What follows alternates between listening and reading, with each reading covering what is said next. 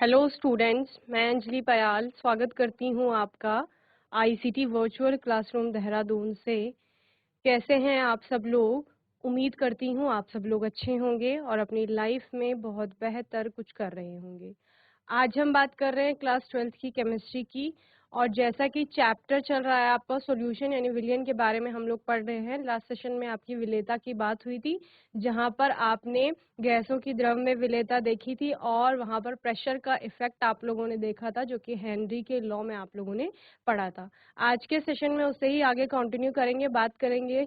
Application आप लोगों ने पढ़ ली थी और साथ ही लिमिटेशंस पर बात करेंगे और कुछ न्यूमेरिकल उसके हम लोग पढ़ेंगे। ओके, तो आइए चलते हैं स्मार्ट बोर्ड की। चलिए, विलयन चैप्टर चल रहा है। दो या दो से अधिक अवयवों के समांगी मिश्रण को आपका विलयन कहा जाता है, यानी समांगी मिश्रण को ही आपका बेसिकली विलयन कहा जाता है। ठीक है, सॉल्वेंट सोल्यूट दो इसके कंपोनेंट होते हैं। टाइप्स देख लिए थे, 3 मेन टाइप होते हैं, फिर उनको फर्दर क्लासिफाई किया जाता है आपका सोल्यूट की फिजिकल स्टेट के बेसिस पे।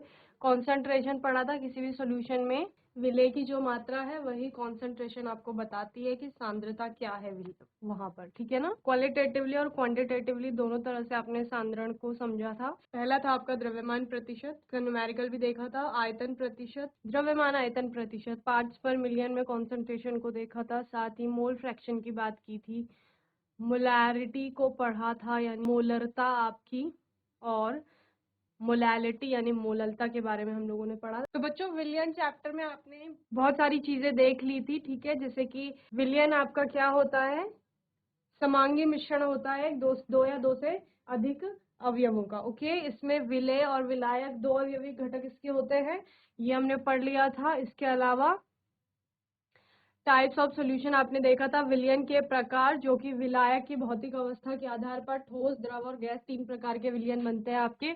उनको फिर आपका फर्दर क्लासिफाई किया जाता है on the basis of physical state of the solid solute. Okay, तो सोल्यूट की फिजिकल स्टेट के आधार पर फिर आपका विलयन के जो टाइप्स आप पढ़ रहे हो उनको आगे जाके फिर से उनके सब टाइप आप लोग बताते हैं 3। सांद्रता की बात हमने की थी, तो विलेय की मात्रा जो है विलयन में वो आपको बेसिकली सांद्रता बताती है। क्वालिटेटिवली और क्वांटिटेटिवली दोनों तरह से सांद्रता को समझा था। मात्रात्मक रूप से क्वांटिटेटिवली हमने यूनिट्स देखी थी अलग अलग कॉन्सेंट्रेशन की, मास परसेंटेज या परसेंटेज बाय मास की बात करते हैं, द्रव्यमान प्रतिशत का न्यूमेरिकल देखा था, वॉल्यूम परसेंटेज यानी आयतन प्रतिशत, द्रव्यमान आयतन प्रतिशत, पार्ट्स पर मिलियन में कॉन्सेंट्रेशन को देखा था। इसके अलावा मोल फ्रैक्शन की बात की थी, मोल प्रभाज मोल अंश जिसे कहा जाता है, मोलैरिटी यानी मोलरता और मोललता आपने पढ़ी थी। ठीक है ना, इनके न्यूमेरिकल आपने सभी के देखे थे। सॉल्युबिलिटी की बात की थी, विलेयता क्या होती है आपकी, तो किसी स्पेसिफिक अमाउंट ऑफ सॉल्वेंट में जब टेम्परेचर को फिक्स कर दिया जाता है तो वहां पर जितनी मैक्सिमम अमाउंट में आपका सोल्यूट डिसॉल्व हो रहा है वही क्या है, उसकी सॉल्युबिलिटी है। ओके, देन आपने solubility of solid in liquid देखा था, यानी कि आपका जो सोल्यूट है वो सॉलिड स्टेट में है और जो सॉल्वेंट है आपका वो लिक्विड स्टेट में है। ओके, जैसे आप चीनी, पानी की या सॉल्ट और वाटर की बात करते हो, इन सॉल्यूशंस में आपका क्या हो रहा है, सोल्यूट जो है, विलेय जो है वो सॉलिड स्टेट में है और विलायक जो आपका है वो लिक्विड स्टेट में है। ठीक है ना, तो यहाँ पर भी आपने एक लाइन पढ़ी थी, लाइक डिजॉल्व्स लाइक, ये आपको ध्यान में रखना है। यानी जो एक समान को घोलता है, यानी जो ध्रुवीय होगा वो ध्रुवीय को घोलेगा और जो अध्रुवीय होगा वो अध्रुवीय को घोलता है। ठीक है ना, इसमें आपने कुछ पॉइंट्स पढ़े थे जो कि उसको प्रभावित कर रहे थे, विलेयता को प्रभावित कर रहे थे वहां पर। जैसे ताप का प्रभाव आप लोगों ने देखा था, विलेय और विलायक की प्रकृति आप लोगों ने विलेय के कणों का आकार देखा था। ठीक है, now solubility of gas in liquid, जो कि आपका इंपॉर्टेंट टॉपिक है एक। आपने कहा ज्यादातर गैसें जो होती है वो घुल जाती हैं द्रवों में। ठीक है ना, या जल में हम बात करें तो जल में आपकी ज्यादातर गैसें घुल जाती हैं, ये आप लोगों ने देखा था। और घुलने का जो एक्सटेंट होता है वो अलग अलग होता है। ठीक है, जिस प्रकार जल में आपकी ऑक्सीजन घुली हुई होती है। Okay, now factor affecting solubility, विलेयता को कौन कौन से आपके फैक्टर है, कारक है जो प्रभावित करते हैं। तो nature of the gas, gas का नेचर, अगर लिक्विफाइबल गैस है आपकी, यानी द्रवीकृत, जो आसानी से द्रवीकृत की जाती है, ऐसी कोई गैस है तो उसकी सॉल्युबिलिटी ज्यादा होती है, वो ज्यादा सॉल्युबल होती है एज कम्पेयर टू अदर। और नेचर ऑफ द सॉल्वेंट में आपने क्या कहा, एक्वा सोल्यूशन फॉर्म कर रहे हैं जो आयन, तो वो पानी जल में आपका ज्यादा सॉल्युबल होते हैं other than other solvents. Okay, और इफेक्ट ऑफ टेम्परेचर में आपने फिर से सॉल्युबिलिटी की बात की थी कि ज्यादातर जो गैसेस होती हैं उनमें क्या होता है, सॉल्युबिलिटी डिक्रीज हो जाती है, ठीक है, जब टेम्परेचर बढ़ाएंगे। फिर यहाँ पर भी आपने एक्सोथर्मिक और एंडोथर्मिक दोनों आपने प्रोसेस देखी थी। एक्सोथर्मिक प्रोसेस में हीट क्या होती है, इवॉल्व होती है, और एंडोथर्मिक प्रोसेस में आप क्या कहते हैं, हीट वहां पर क्या हो रही है, आप दे रहे हैं रिएक्शन को कराने के लिए, ठीक है। तो दोनों केस में जहां पर हीट इवॉल्व हो रही है वहां पर आपका सॉल्युबिलिटी डिक्रीज कर जाता है, और जहां पर आप हीट दे रहे हो वहां पर सॉल्युबिलिटी इंक्रीज कर जाता है, ठीक है। ये आपने सॉलिड इन लिक्विड वाले केस में देखा था। यहाँ पर आप क्या कहते हैं, in dissolution of a gas in liquid heat is evolve and thus this is an exothermic process. जहां पर आपने क्या बोला कि जो सॉल्युबिलिटी है, विलेयता है, वो डिक्रीज कर जा रही है, यानी कम हो जा रही है विलेयता, जब आप क्या कर रहे हैं, टेम्परेचर को बढ़ा रहे हैं। ओके, नाउ प्रेशर का इफेक्ट हमने देखा था, जहां पर हम हेनरी का लॉ पढ़ते हैं, ठीक है। हेनरी का लॉ क्या था बच्चे, हेनरी ने कहा था कि एक स्थिर तापमान पर, एट कांस्टेंट टेम्परेचर, तापमान को स्थिर किया गया है, और उस स्थिर तापमान पर जितना आप प्रेशर अप्लाई करेंगे, या जितना वहां पर प्रेशर होता है, पार्शियल प्रेशर, वो आपके गैस की विलेयता के समानुपाती होता है, ठीक है। बेसिकली आप विलेय होने वाली गैस की मात्रा की बात कर रहे हैं तो उसके समानुपाती होगा, यानी कि जितना ज्यादा प्रेशर अप्लाई करोगे उतना अधिक सॉल्युबिलिटी बढ़ती जाएगी, या जो सॉल्युबल होने वाले, डिजोल्व होने वाली आपकी गैस है उसकी सॉल्युबिलिटी बढ़ जाएगी, या अमाउंट ऑफ डिजोल्व गैस आपका इंक्रीज कर जाएगा। ये आप पढ़ रहे थे, ठीक है ना। आपका यहाँ पर फॉर्मूला बना था P इज इक्वल टू के एच इंटू एक्स, ठीक है ना, जहां पर के एच आपका क्या है, हेनरीज लॉ कांस्टेंट है, P आपका पार्शियल प्रेशर या प्रेशर जो है अप्लाइड प्रेशर वो है, एक्स आपका है मोल fraction of the gas. Okay, इस फॉर्मूले को आप कई तरह से देखते हैं,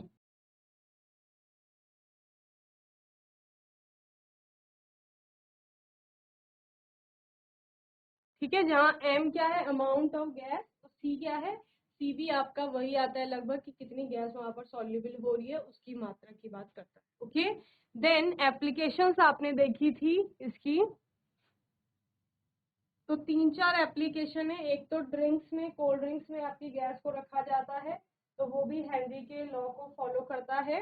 इसके अलावा जो डीप सी डाइवर्स होते हैं वो हीलियम गैस को ले जाते हैं अपने साथ ऑक्सीजन सिलेंडर्स में, तो वो वहां पर भी आपको ये इफेक्ट देखने को मिलता है, ये लॉ का वो वहां पर भी पालन होता है। एनॉक्सिया का केस आप देखते हैं, ठीक है ना। हेनरी का नियम, इस नियम के अनुसार स्थिर ताप पर किसी गैस की विलेयता उस गैस के दाब के अनुक्रमानुपाती होती है। यदि किसी निश्चित ताप तथा साम्य दाब P पर किसी गैस की घुलन मात्रा यानी विलेयता m ग्राम है, तो हेनरी के नियम के अनुसार m is directly proportional to P, m is equal to KH into P। Okay, जहाँ KH आपका क्या है, एक नियतांक है जिसे हेनरी नियतांक कहते हैं। हेनरी नियतांक संबंधी कुछ बिंदु हैं। हेनरी नियतांक KH का मान गैस की प्रकृति पर निर्भर करता है, पहला। दूसरा है ताप बढ़ाने पर हेनरी नियतांक KH का मान बढ़ता है, जैसे जैसे टेम्परेचर बढ़ाया जाएगा KH का मान आपका बढ़ता जाएगा। तीसरा है हेनरी नियतांक KH का मान स्थिर ताप पर अलग अलग गैसों के लिए अलग अलग होगा, ठीक है ना, यानी टेम्परेचर आपका फिक्स है लेकिन गैसें बदल रही है, गैसें बदल रही है तो केएच की वैल्यू भी आपकी बदल जाएगी। हेनरी नियतांक का मान जिस गैस के लिए जितना ज्यादा होता है उस गैस की विलेयता उतनी ही कम होती है, ठीक है ना, क्योंकि आप यहाँ पर क्या देखते हैं, तो कि केएच बढ़ेगा तो एक्स की वैल्यू आपकी घटती जाएगी, ठीक है ना। हेनरी का नियम केवल आदर्श गैस के लिए ही मान्य है, ये इसकी सीमाएं हैं। इसके अलावा हेनरी का नियम इन गैसों पर लागू होता है जब विलयन से कोई रासायनिक अभिक्रिया नहीं करती है। इसमें विलयन का दाब बहुत अधिक नहीं होना चाहिए और ताप बहुत कम नहीं होना चाहिए। गैसों की विलेयता बहुत अधिक नहीं होनी चाहिए और यह नियम इन गैसों के नियम मान्य नहीं है जो किसी द्रव में विलय होकर आयनों में विघटित हो जाती हैं। ओके, चलिए, हेनरी के नियम के अनुप्रयोग आपने देख लिए थे, यानी एप्लीकेशन जो पढ़ी थी। अब बात है न्यूमेरिकल की।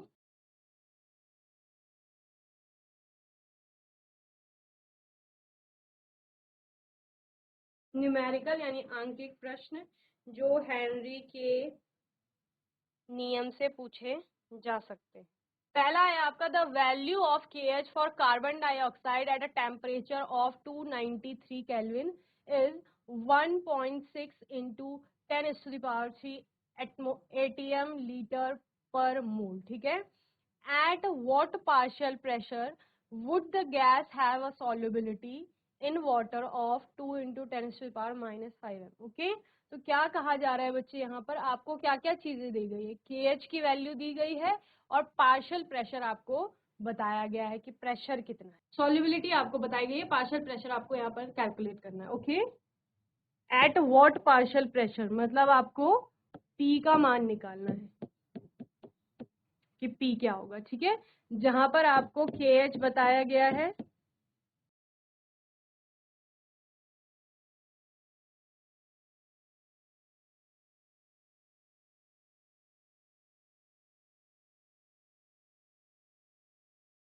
और CM की वैल्यू आपको दी गई है। Substituting the given value KH is equal to 1.6 into 10⁻³ and C is equal to 2 into 10⁻⁻5 okay into the Henry's law formula. ठीक है, यानी हेनरी का जो लॉ फॉर्मूला है या हेनरी के नियम से जो सूत्र निकला है उसमें हम KH की और C की वैल्यू रखते हैं तो वहां पर हमें क्या मिल जाएगा, P प्राप्त हो जाएगा। ठीक है, ये प्रेशर ही हमको निकालना था, एट व्हाट पार्शियल प्रेशर। ठीक है, यानी किस दाब पर आपका हेनरी का नियम, हेनरी का जो लॉ कांस्टेंट है उसकी वैल्यू इतनी होगी और सॉल्युबिलिटी वहां पर गैस की इतनी है जबकि तापमान 293 केल्विन रखा गया है। ठीक है, तो यहाँ पर KH की वैल्यू लिख ली है आपने, C की वैल्यू लिखनी है, ये आपका क्या आ गया, प्रेशर की वैल्यू आ गई, P is equal to 0.032 ATM। Okay, चलिए नेक्स्ट है आपका calculate the solubility of gaseous oxygen in water at a temperature of 293 kelvin when the partial pressure exerted by oxygen is 1 bar, given KH for O2 is 34840 bar litre per mol. Okay, यानी कि क्या कहा गया है यहाँ पर, आपको calculate the solubility of gaseous oxygen, जो आपकी गैसीय ऑक्सीजन है उसकी विलेयता की गणना करनी है जल में जबकि तापमान 293 केल्विन है, क्योंकि आपने स्थिर तापमान की बात की थी हेनरी के लॉ में। ठीक है, और वहां पर जब पार्शियल प्रेशर जो ऑक्सीजन एक्सर्ट कर रहा है वो कितना है, 1 बार है और KH दिया गया है ऑक्सीजन के लिए यहाँ पर। ओके, तो आपको गणना किसकी करनी है बच्चे, सॉल्युबिलिटी की गणना करनी है, अपने विलेयता की गणना। ओके, P और KH दोनों की वैल्यू आपको दी गई है। चलिए, as per Henry's law, Henry के लॉ के अनुसार क्या है, pressure is equal to KH into MC, कुछ भी लिख लो। ठीक है, जो कि आपकी सॉल्युबिलिटी होगी गैस की,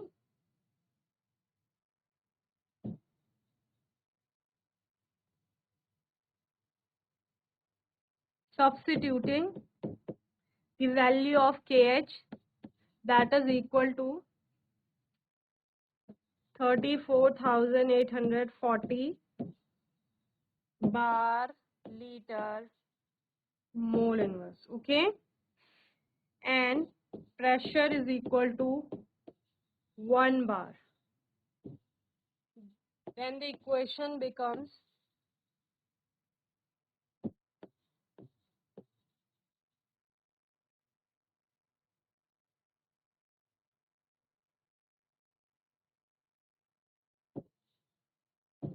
C is equal to P by KH।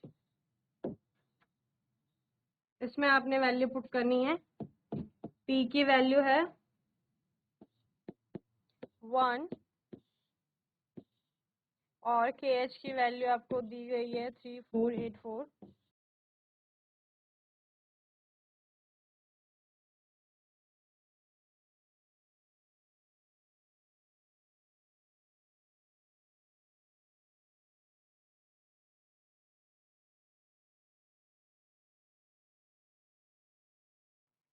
मोल पर लीटर आपका बेसिकली मोलैरिटी का क्या होता है, मात्रक होता है। Okay, so the solubility of oxygen in water under these condition when temperature is 293 Kelvin, okay,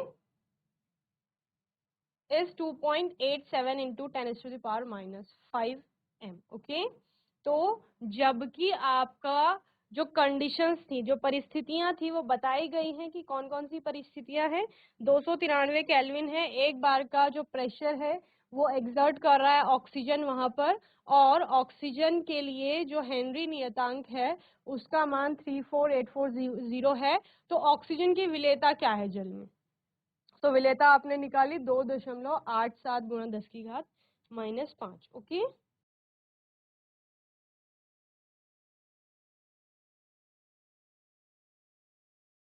ये न्यूमेरिकल आप नोट कर लेंगे जल्दी से।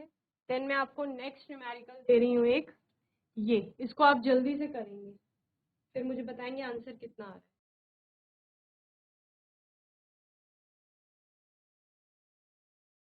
चलिए, तो क्वेश्चन आपने पढ़ा होगा।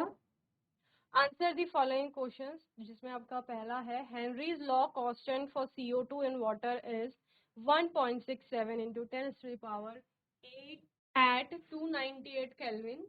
Calculate the number of moles of CO2 in 500 ml of soda water when packed under 2.53 into 10 to the power 5 at the same temperature। ठीक है, तो आपको क्या निकालना है, calculate the number of moles of CO2। CO2 के मोल निकालना है आपको, समझ रहे हैं। आपको प्रेशर की वैल्यू दी गई है, हेनरीज कांस्टेंट की वैल्यू दी गई है। Okay, KH is equal to 1.67 into 10 to the power 8। Okay, and pressure आपका है 2.53 into 10 to the power 5। Now एक CO2 मतलब mole fraction of carbon dioxide is equal to pressure exerted by CO2, दाब कितना जा रहा है बटे आपका क्या हो जाएगा KH।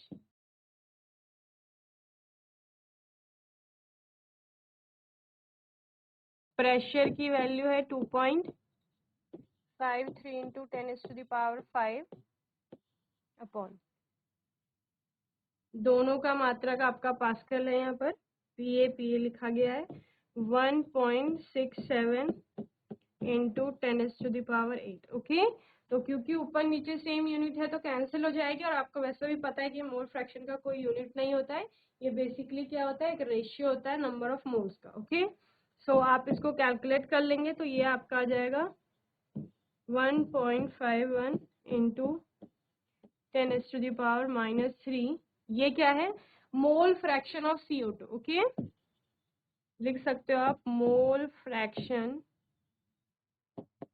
Of carbon dioxide. Okay, तो कार्बन डाइऑक्साइड इन वाटर यहाँ पर लिखा गया था, तो यानी सॉल्यूशन में नंबर ऑफ मोल्स आप कैसे निकालोगे, यहाँ पर सॉल्यूशन में आपका क्या क्या है, एक तो सॉल्वेंट है, दूसरा सोल्यूट है।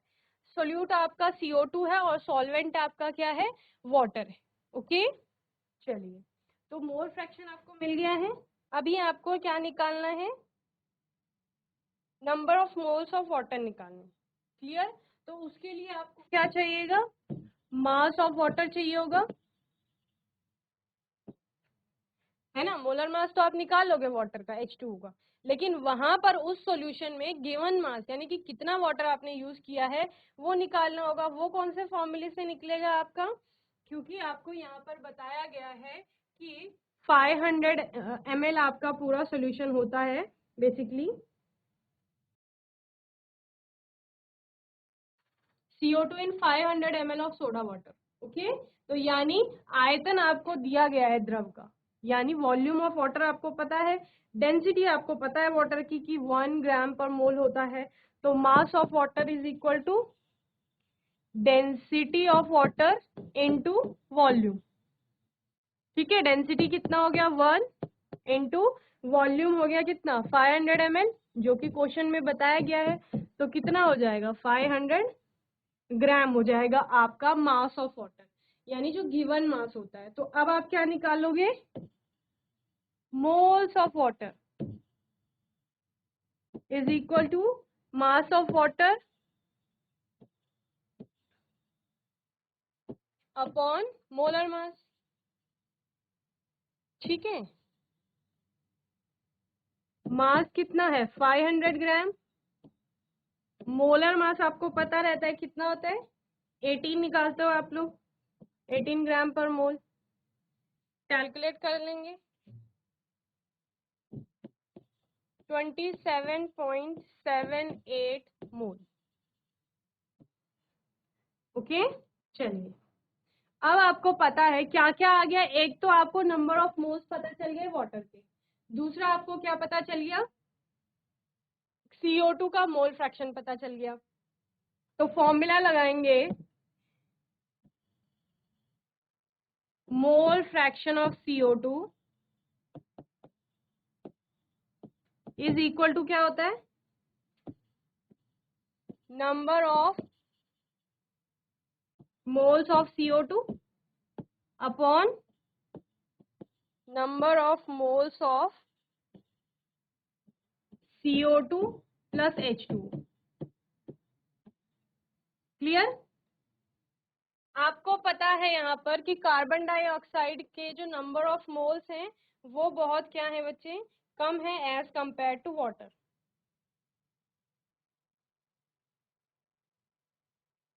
सो as moles of CO2 is negligible, यानी नगण्य है,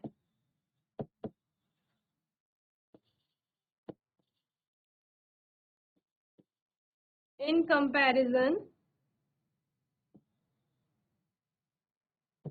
टू दी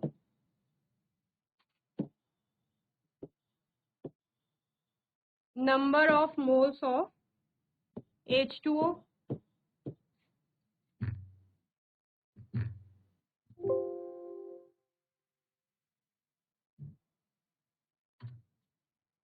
तो अब आपका फॉर्मूला क्या हो जाएगा, क्या बोला आपने, देखो आपके पास फॉर्मूला था number of moles of CO2 upon number of moles of CO2 plus H2।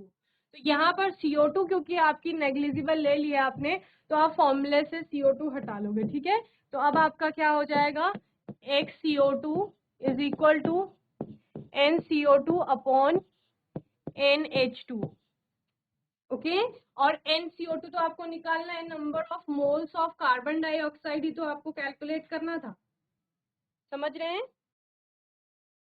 तो रीअरेंज कर लेंगे फॉर्मूले को, NCO2 is equal to XCO2 into NH2।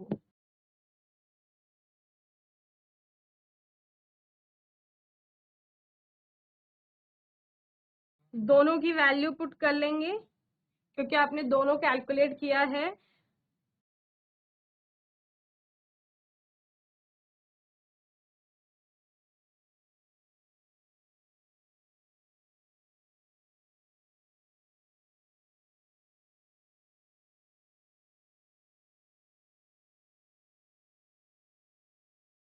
यानी गिवन सोल्यूशन में आपके 0.042 मोल आए हैं, किसके, कार्बन डाइऑक्साइड के, इतने मोल वहां पर उपस्थित हैं। ओके, तो बच्चों मैं उम्मीद करती हूँ आज का सेशन आपको अच्छे से समझ में आया होगा। आज के सेशन में हमने एक बार दोबारा से हेनरी का नियम पढ़ा और साथ में उसके हमने न्यूमेरिकल देखे। आपकी बुक में भी कोई न्यूमेरिकल होगा तो उसकी आप प्रैक्टिस कर लेंगे। आने वाले सेशन में वेपर प्रेशर की बात करेंगे और राउल्ट लॉ के बारे में पढ़ेंगे। तब तक के लिए ICT वर्चुअल क्लासरूम से जुड़ने के लिए धन्यवाद।